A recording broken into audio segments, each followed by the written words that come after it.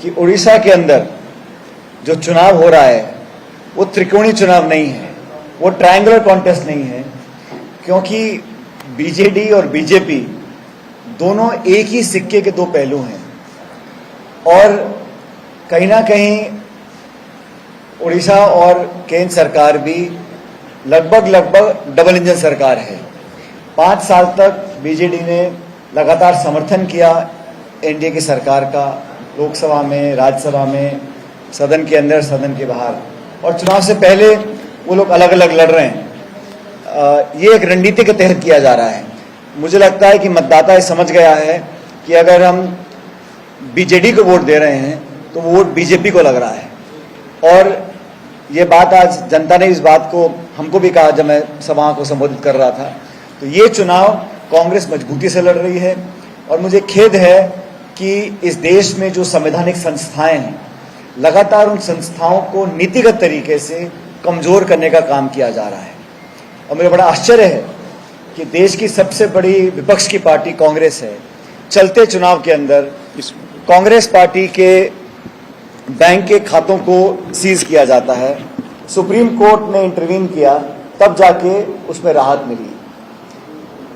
प्रमुख विपक्ष की पार्टियों के आप खाते बंद कर दें, 2 निर्वाचित मुख्यमंत्रियों को आप जेल में डाल दें, और निर्वाचन आयोग की जिम्मेदारी है कि एक लेवल प्लेइंग फील्ड हर पॉलिटिकल पार्टी को मिलनी चाहिए।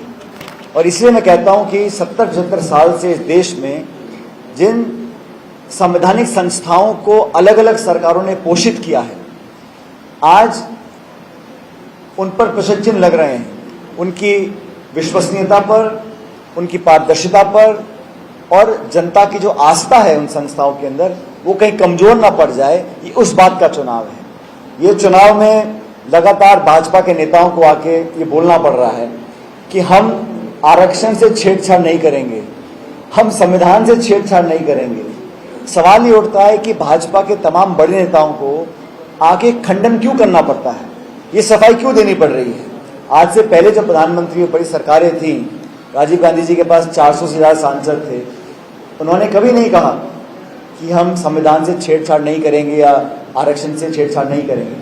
ये भाजपा और उनके जो वायुमंडल है वहीं से ये बातें निकली हैं और सरकार और सत्ताधारी दल के अंदर से आवाजें उभरी, सवाल उठे संविधान को लेकर, आरक्षण को लेकर। इसीलिए पॉलिटिकली बैकफुट पे आते हुए भाजपा ने अब खंडन किया है और हम पे आरोप लगा रहे हैं कि कांग्रेस आ जाएगी तो क्या हो जाएगा,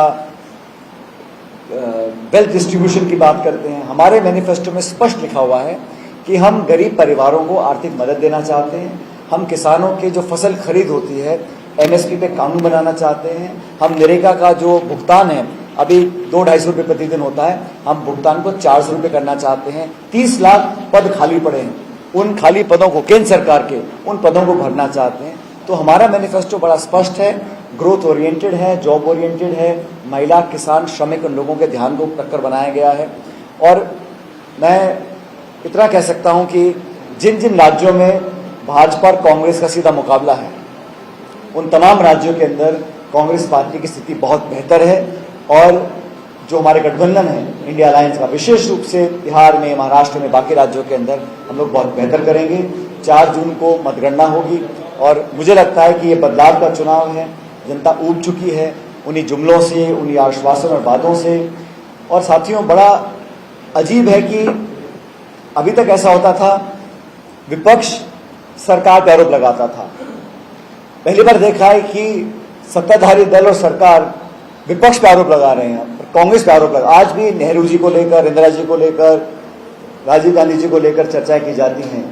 50 के दशक में क्या हुआ, 60 के दशक में क्या हुआ, लेकिन आपने इन 10 सालों में क्या किया उसका कोई जवाब नहीं मिल रहा है। और दूसरी बात, भारतीय जनता पार्टी के जो हमारे साथी हैं, जब विपक्ष में थे तो तमाम आर्थिक नीतियों का विरोध करते थे।